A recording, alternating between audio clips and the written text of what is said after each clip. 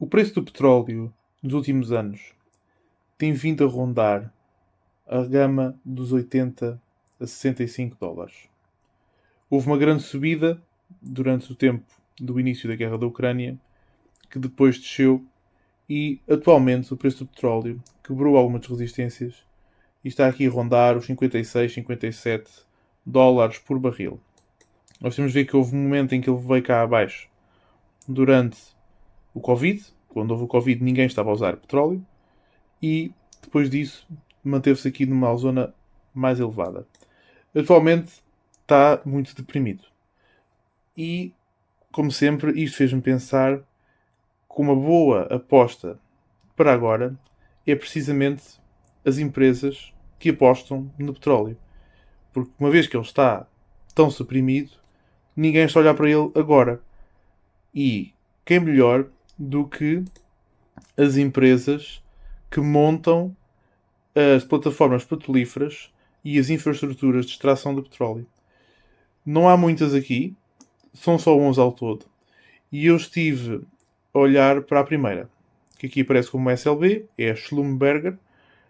Recentemente mudou o nome para SLB, que é basicamente as suas iniciais. E parece-me ser uma empresa promissora. Nós podemos olhar logo para ela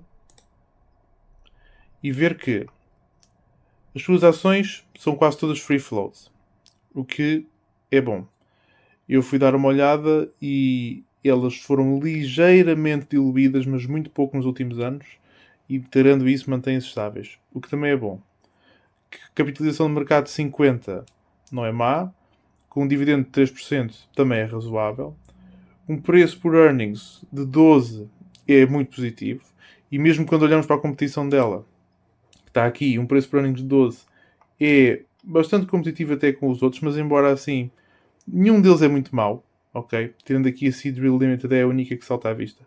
E temos aqui algumas que são desconhecidas, têm que ser calculadas à mão, basicamente. Mas tirando isso, parece-me bastante bem. O que é que nós temos a ver aqui também? O seu rendimento mantém-se mais ou menos estável. Houve uma queda aqui para os 8%, mas se nós vimos do ponto de vista anual, ele mantém-se mais ou menos 8, 12, 12, 12, ok? Ele teve 8 no seguimento do Covid, que foi um ano mais difícil para eles, porque não estava a ser feita a construção de novos postos petrolíferos. Podemos esperar que agora em 2025 isto descresça um bocadinho, porque nós podemos ver que em 2025 foi 9,5, depois 11 e depois agora 8,5. Não sabemos como é que vai ser agora o próximo trimestre. Podemos ver que a maior parte do dinheiro deles vem mesmo da construção de novas plataformas petrolíferas, ok? Ou de sistemas de produção, e depois tentar melhorar a performance dos furos petrolíferos, ok? Eles trabalham mesmo diretos com petróleo e o seu negócio está muito ligado às grandes empresas do petróleo que contratam esta empresa para trabalhar para si e para montar os seus poços. Ok? Em termos de dívida, não é mau. Nós temos de ver que o cash flow que esta empresa gera é mais ou menos 30%, aliás, é um bocadinho acima de 30% da dívida, o que significa que eles só com o cash flow que têm conseguem pagar a dívida em 3 anos. Mas mesmo assim, se nós adicionarmos o dinheiro que eles têm em caixa, eles rapidamente pagam a dívida. Eles já têm vindo a diminuir a dívida ao longo dos tempos. Por isso, a mim parece uma empresa em termos de dívida saudável. Os seus ativos são maiores do que os seus passivos, quer em termos de curto prazo e de longo prazo. E nós, quando olhamos aqui para os statements e se vamos ver o cash flow, eu vejo isto como positivo. Onde é que esta empresa tem gasto o seu dinheiro que tem ganho? Okay? E aqui podemos ver a verde. Investiu, depois investiu e pagou dívida, investiu um pouco e pagou bastante dívida, investiu um pouco e pagou dívida e agora está-se a focar em pagar dívida. Ou seja, esta empresa está a gerir bem o seu dinheiro, não se tem estado a endividar e não se tem deixado ficar para trás e continua a investir o seu dinheiro. Ou seja, a meu ver, só lhe vai trazer coisas boas. Agora, olhando um bocadinho para o próprio gráfico, é por isso que eu acho que esta empresa é muito promissora. Se nós olharmos para o preço do petróleo e agora o preço desta empresa, eles vão um bocadinho de mãos dadas, não é? Está aqui o momento Covid ela demorou um bocadinho mais a recuperar, mas esta subida, depois houve o spike da guerra da Ucrânia, eles não sentiram isso, não é? Eles não tiveram esse coisa, mas houve uma subida muito consistente por aqui, assim. Muito consistente. Durante anos, ok? E agora foi quebrada para esta descida, que também tem sido muito consistente, ou seja, ele está aqui dentro deste canal e não sai. Até que está parada aqui, não é? Ou seja, nós podemos ver que ela daqui para a frente está parada. Um bocadinho em semelhança do que aconteceu aqui, não é? Então, é como se fossem os pequenos degraus da escada e o preço gosta sempre de parar um bocadinho e de andar por aqui antes de decidir o que vai fazer. Ora, a verdade é que nós não podemos prever o futuro. E pode acontecer que o preço, ao ficar aqui um bocadinho espremido entre este canal descendente e este nível de suporte, decida descer mais ainda. Não é? Pode vir para aqui. Nós podemos ver que está aqui também este nível de resistência. E o preço desce e fica aqui nesta gama aqui dentro, neste quadradinho. Mas honestamente, com a pressão negativa que já vem já durante 2 anos, não é? 2024 e 2025, nesta empresa, a cada dia que passa, as hipóteses dela subir são maiores. E é aí que nós temos que olhar para os indicadores. Eu gosto sempre de olhar para os dois RSIs ao lado um do outro. E os dois RSIs, aqui como estamos a olhar numa coisa mais de longo prazo, este vale mais, não é? O RSI normal conta mais. E aquilo que ele nos indica, eu vou fazer assim um zoom para se ver melhor. Aquilo que ele nos indica é que ela está na zona mais ou menos de... Agora está intermédia, ela esteve na zona de sobrevenda, aqui. Ou seja, este seria, segundo ele, aliás, segundo os dois RSIs, este teria sido o momento para comprar esta empresa. Foi há uns dias atrás. Nós agora temos uma nova subida e se ele se manter, né, nós lembramos que até aqui dentro do próprio RSI há um padrãozinho. Se ele conseguir quebrar este padrão aqui e este padrão aqui, que a gente se aproximar um bocadinho, ele está aqui, não é? É mais pequeno do que o grande. Se ele conseguir quebrar isto, que ele está um bocadinho ensanduichado, eu acho que teremos uma boa subida para cima. É assim, esta empresa vai lançar os seus resultados dentro de poucos dias. Hoje é dia 22 de outubro. Ela vai apresentar os seus resultados dia 27. Se eu acho que eles vão ser muito bons, eu presumo que não. Porque a verdade é que a exploração petrolífera tem estado muito suprimida. E neste momento nós vemos a OPEC, não é? A Associação dos Exploradores de Petróleo, aumentar imenso as cotas. Parece ser numa tentativa de ver quem é que realmente tem capacidade de produzir ou não. Ou seja, eles estão a abrir os portões para ver quem é que são os países membros da associação que de facto produzem petróleo como dizem ou se deixam ficar e na realidade têm menos petróleo do que parece. Parece ser um bocadinho a jogada deles. Isto, é claro que ao inundarem o mercado com mais petróleo, tem causado este efeito, não é?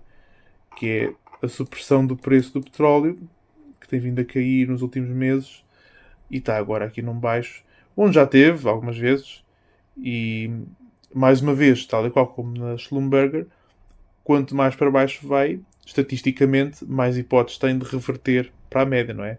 Vamos ver que a média ultimamente tem sido aqui nesta altura dos 64, 65.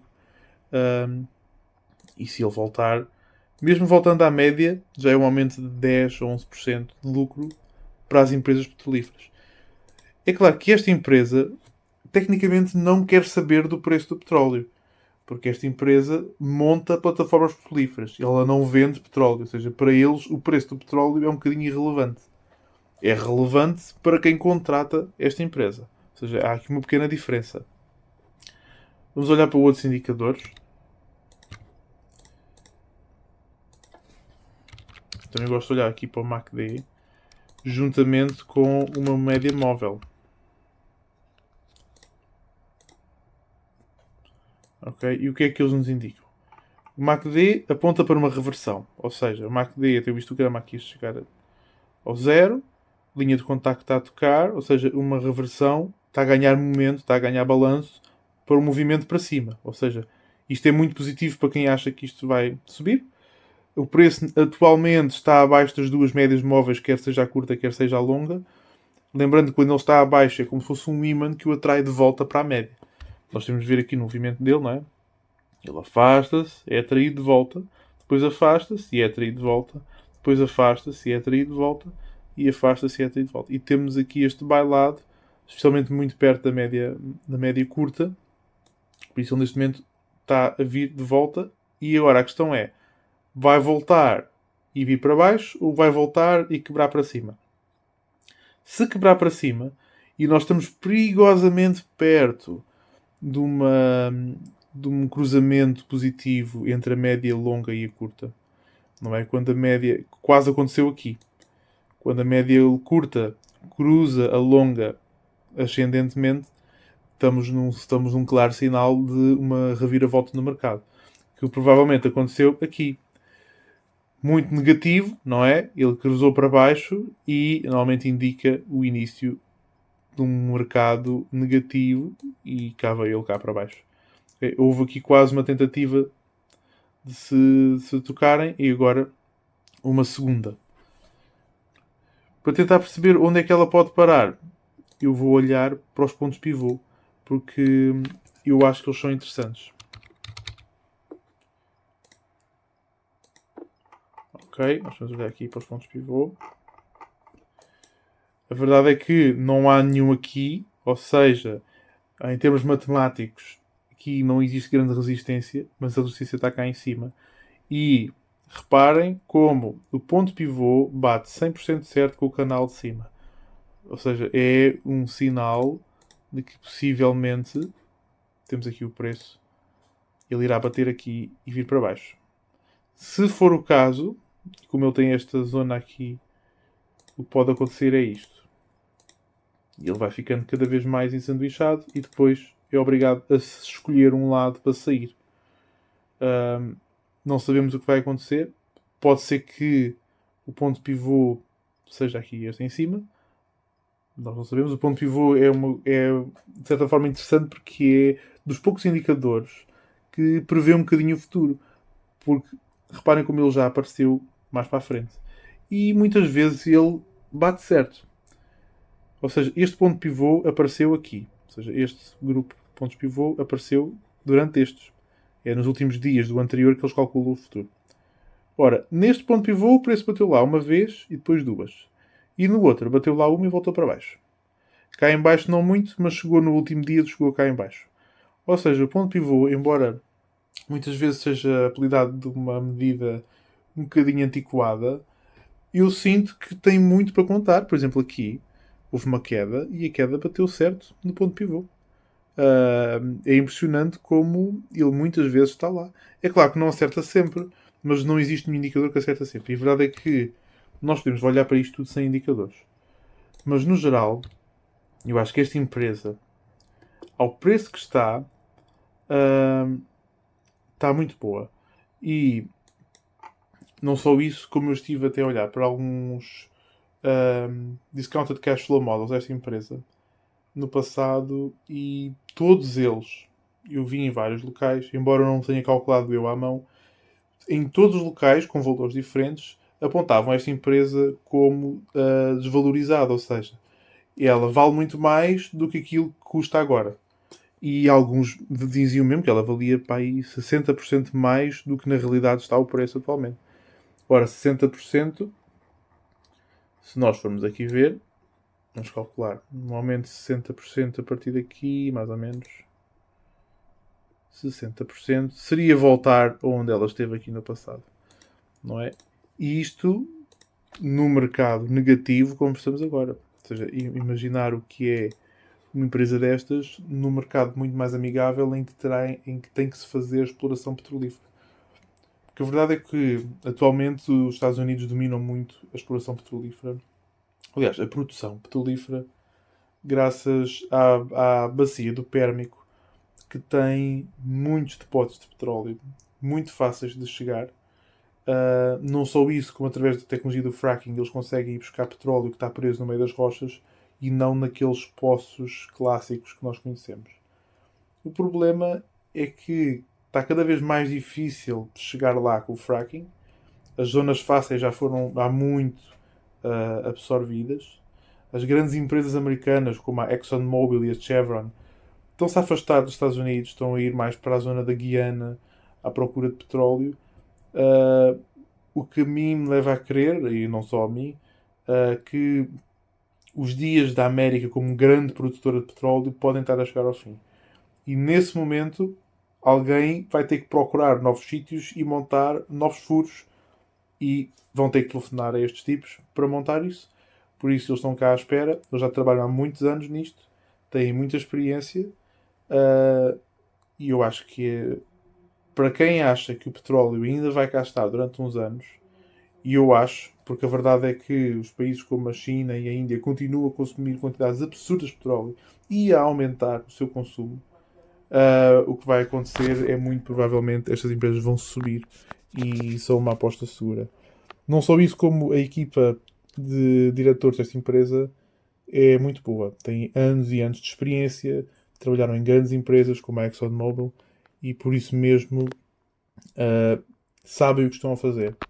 Ok? Essa empresa, mesmo em mercados muito negativos, ela se fosse, e quem se safa, por exemplo, da crise do Covid em que a exploração de petróleo foi zero, safa-se bem agora.